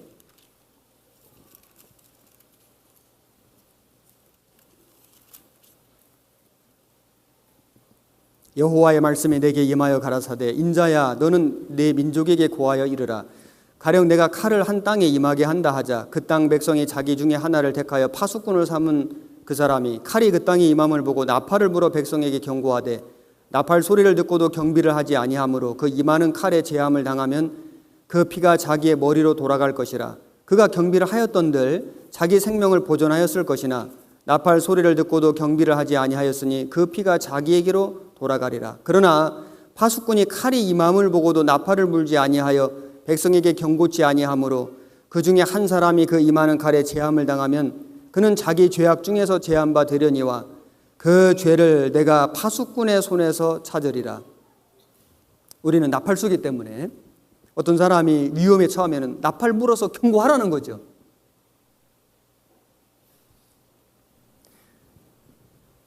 우리 가족 중에 구원받지 않은 사람의 영혼은 너무나 위험하죠. 위험천만이죠. 우리 주변에 구원받지 못한 사람의 영혼은 지옥 가기 직전이잖아요. 멸망받기 전이잖아요. 우리는 나팔을 불어야 됩니다. 듣든지 아니 듣든지, 때를 얻든지 못 얻든지. 나팔 부는 건 우리 책임이에요. 순종하고 안 하고는 그 사람 책임이고요. 우리는 나팔을 불어야 되거든요. 제가 아들이 둘인데요. 아들 둘은 금은동 다음에 목메달, 저는 목메달입니다. 지난주에 대학부 집회가 서울에서 3군데가 있었는데 제 아들이 친구를 전도했는데요. 고등학생 때까지는 전도를 했어요. 수양회도 데려가고 하고 또 교회도 나오고 했는데요. 제가 이렇게 보면은 전도된 아이나 전도하는 아이나 제가 보니까 거기서 거기인 것 같아요. 잘 구분이 안 돼요. 전도하니까 그래 좋긴 하다마는 얼마나 저 진지한 마음으로 하고 있는지를 솔직히 잘 모르겠더라고요. 그런데 이번에 이제 친구를 전도하는데 예전하고 좀 남다른 게 있더라고요. 제 성이 남궁이고요. 그 이름이 한자거든요. 저는 이제 은인데, 그래서 옛날에 친구들이 너 은이면 너 형은 금이냐? 동생은 동이야? 이러면서 이제 놀리고 했었는데 그건 아닙니다. 어쨌든 제 아들도 이름이 한자예요. 근데 제가 아들 이름을 지을 때 얼마나 고민을 많이 했는지요. 한 달 내에 출생신고를 해야 되는데 이름 한자를 못 줘가지고 마감 시간 1시간 전에 가서 동사무소 가서 신고를 했거든요.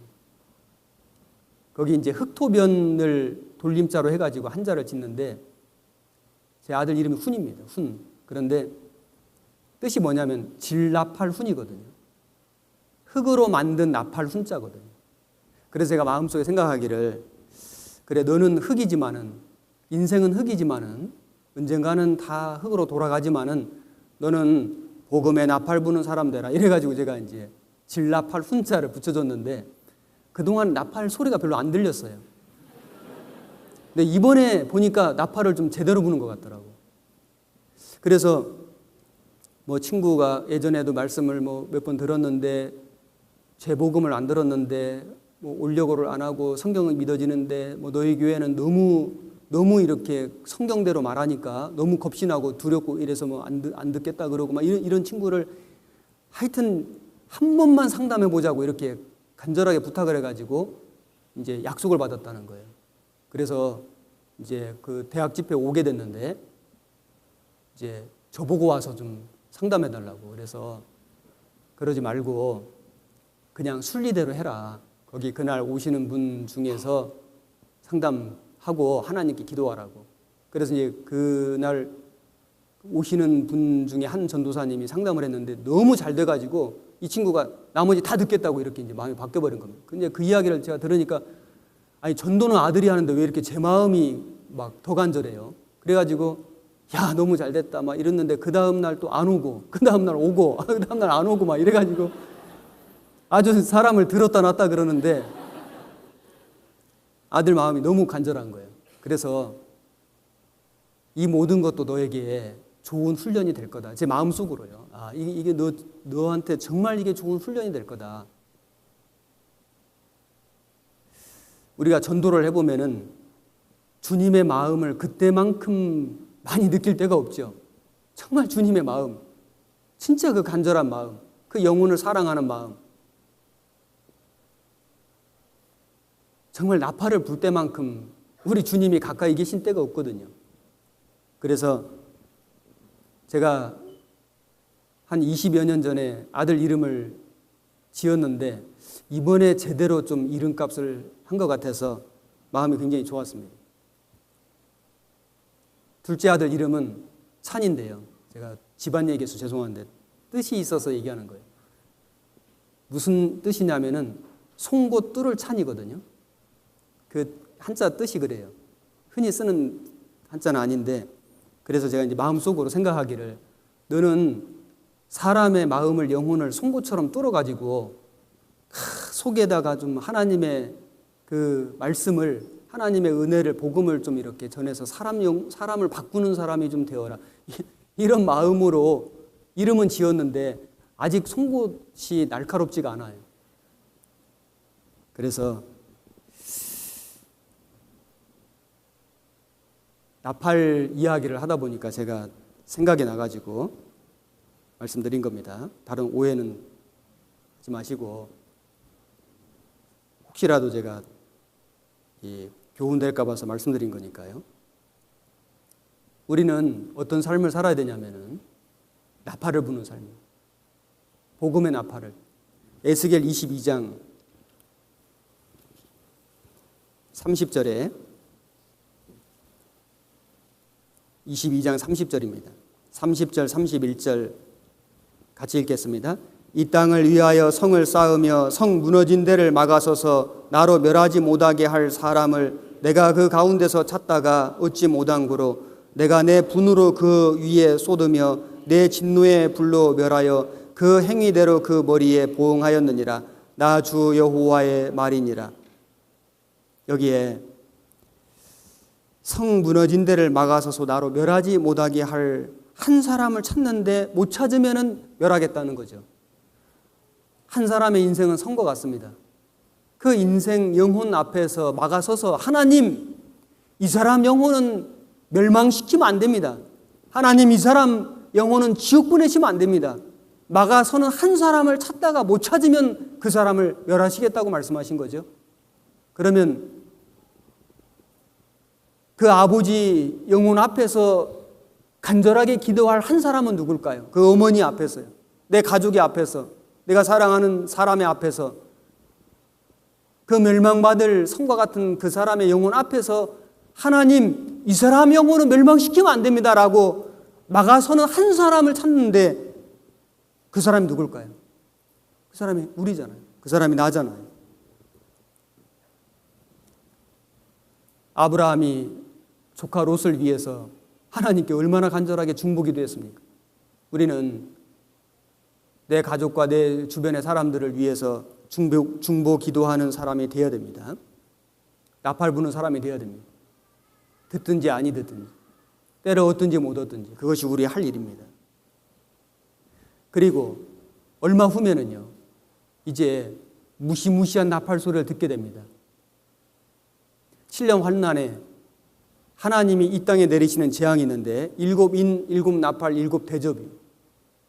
그 나팔은 심판 내리는 나팔이에요. 심판 내리는. 무시무시한 나팔 소리가 이 땅에 물려 퍼질 겁니다. 물론 그 전에 하나님이 구원받은 사람을 부르시는 소집의 나팔이 있죠. 구원받은 사람을 부르시는. 그래서 하나님의 나팔 소리가 들릴 때 구원받은 사람들이 이제 휴거되어서 주님 나라에 가게 됩니다. 고린도전서 15장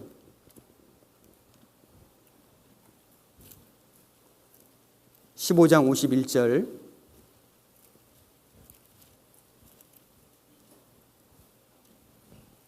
보라, 내가 너에게 비밀을 말하노니 우리가 다 잠잘 것이 아니요 마지막 나팔의 순식간에 호련히 다 변화하리니 나팔 소리가 나매 죽은 자들이 썩지 아니할 것으로 다시 살고 우리도 변화하리라. 마지막 나팔의 순식간에 호련히 다 변화하리니, 이것은 소집의 나팔이죠. 구원받은 사람을 불러 모으시는, 우리가 이 나팔 소리를 듣고 여기 호련히 한순간에 변화돼서 주님 나라에 들어가게 될 거예요. 그 나팔 소리가 곧 울려 퍼질 겁니다. 그 장엄한 나팔 소리가, 우리는 정말 엄청난 소리를 듣게 되고 엄청난 광경을 보게 될 거예요. 이제 우리는 주님을 만나게 될 거고, 먼저 주님 나라에 간 믿음의 선진들, 그 신앙의 위인들을 우리는 다 보게 될 겁니다. 정말 얼마나 감격이 되고 얼마나 감동이 되는 순간이겠어요. 그 나팔 소리를 우리는 곧 듣게 됩니다. 그 전에 우리가 할 일은 뭐냐면 이 땅에서 복음의 나팔을 불어야 됩니다. 우리 시대는 이 소집의 나팔 소리, 이 땅에 내려질 그 환난의 나팔 소리가 곧 울려 퍼지기 직전의 시대에 살고 있는 건 너무나 틀림없는 사실이죠.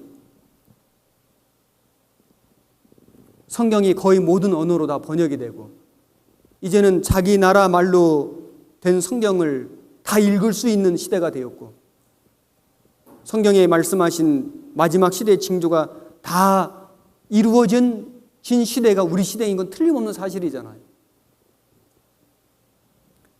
우리 시대의 마귀가요 정말 발악하고 있습니다. 초대교회 때는 마귀가 구원받은 사람들을 핍박했죠. 교회를 핍박하고 카타콤에 들어가서 그 무덤이잖아요. 믿음 지키고 복음 전했습니다. 우리 시대는요 마귀가 그렇게 핍박해가지고 복음을 회방하는 시대는 아니죠. 물론 어느 나라 어느 지역은 아직도 그렇게 복음의 핍박을 받지만은 거의 대부분의 나라는 종교의 자유가 있습니다. 오늘날 마귀는요 하나님보다 더 좋은 거예요. 사람들의 마음을 빼앗는 거예요. 눈에 보이는 것들이요. 이런 것들을 사람 속에 보이게 해가지고 사람들 마음을 다 뺏어가요. 그리고 가짜를 만듭니다. 비슷한 거예요. 거짓된 거예요. 다른 예수, 다른 복음. 그래서 많은 사람들이 미혹을 받아요. 이게 마귀 전략이잖아요. 우리는 올바른 복음을 듣고 올바른 구원을 받고 올바른 교회 안에 있다는 게 정말 축복입니다. 우리가 이 마귀가 지금 눈에 보이는 너무나 많은 것들을 보여주잖아요. 새로운 신제품이 나오고 스마트폰이 나오고 그리고 정말 너무나 화려한 사람들의 마음을 빼앗는 것들이 너무 눈에 보이는 이 마지막 시대에 우리 구원받은 그리스도인들은 영혼의 눈을 밝히고 그리고 이제 이걸 분별해가지고 이런 이 스마트 기기들을 우리가 물리적으로 안 쓰는 게 중요한 게 아니고요. 마귀도 이런 기기들을 사용하는데 우리도 이것을 선용해가지고 활용해가지고 그 마귀의 그 역사를 우리가 막고 그리고 그 마귀가 역사하는 속에서 그 신음하는 그 영혼들을 건지는 일에 우리가 더욱 열심히 살아야 되겠다. 우리 방송 문서 미디어 선교부는 그런 일을 하는 선봉 부대라고 할 수 있죠. 우리가 마귀의 괴계를 잘 이해하고 그래서 스마트폰을 이용해서 또 컴퓨터를 이용해서 하나님 말씀을 어떻게 하면은 더 많은 사람들에게 효과적으로 전하고 어떻게 하면은 더 많은 좋은 소식들을 형제 자매님들에게 알려주고 보여주고 함으로써 구원 안 받은 사람들에게는 구원을 받게 하고 구원받은 형제 자매님들에게는 위로를 주고 용기를 주고 지혜를 주고 힘을 주고 능력을 주는 그 일을 우리가 맡고 있는 거잖아요. 이건 정말 마지막 시대에 특별히 우리 시대에 정말 중요한 일이다. 왜냐하면 마귀가 이렇게 역사하니까요.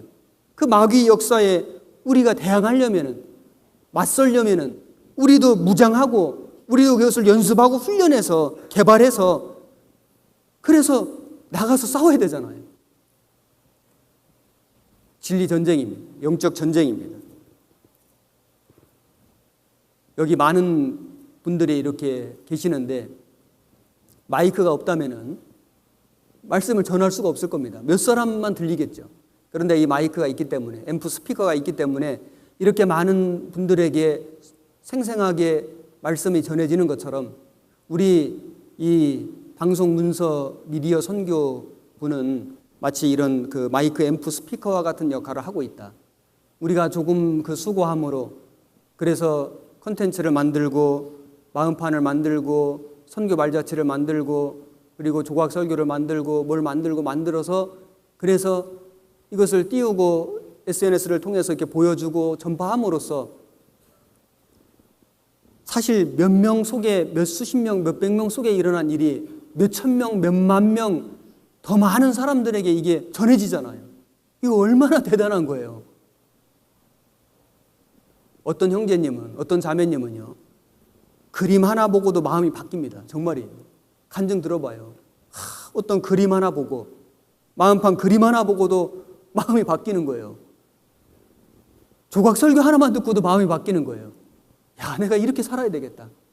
마음을 새롭게 하고요. 마음을 바꾸고요. 열심을 내고 전도 집회 말씀을 듣고요. 선교 소식을 듣고요. 마음이 격동돼 가지고 자기도 그 일에 참여하고요. 가고 자기 삶을 바치고 이런 역사가 계속 일어나고 있잖아요. 우리가 맡겨진 이 일이 정말 마지막 시대가 될수록 우리 시대일수록 정말 중요하고 막중한 일이라는 것을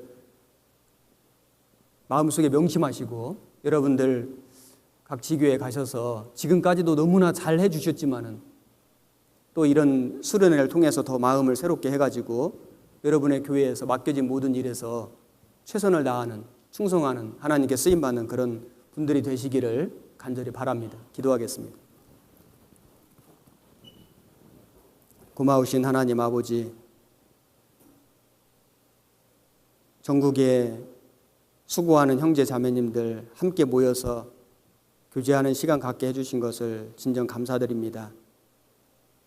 어제와 오늘 이어지는 모든 일정 속에 함께 해주시고 비록 몸은 피곤할지라도 우리 마음을 새롭게 해주시고 또 우리가 서로 교제함으로 유익한 것을 얻고 서로 가르치고 배워서 이 모든 것을 하나님의 복음과 영광을 위해서 귀하게 사용할 수 있도록 도와주시옵소서. 주님 오실 날이 너무나 가까운 시대에 살고 있습니다. 우리 마음을 더욱 격동해 주시고 감동해 주셔서 우리가 복음의 나팔수가 되고 더 많은 사람들에게 개인적으로 또 교회적으로 하나님의 복음을 힘있게 전할 수 있기를 간절히 소망합니다. 우리 교회에 세워주시고 함께해 주시고 지켜주시는 주님 정말 감사합니다. 주님 오시는 그날까지 우리 모두가 다 변함없이 같은 마음으로 맡겨진 모든 일에 충성하다가 주님 만날 수 있기를 간절히 소망합니다. 오늘 모든 수련의 일정 가운데도 함께해 주시고 도와주옵소서. 우리를 사랑하시는 우리 구주 예수님 이름으로 감사하며 기도드렸습니다.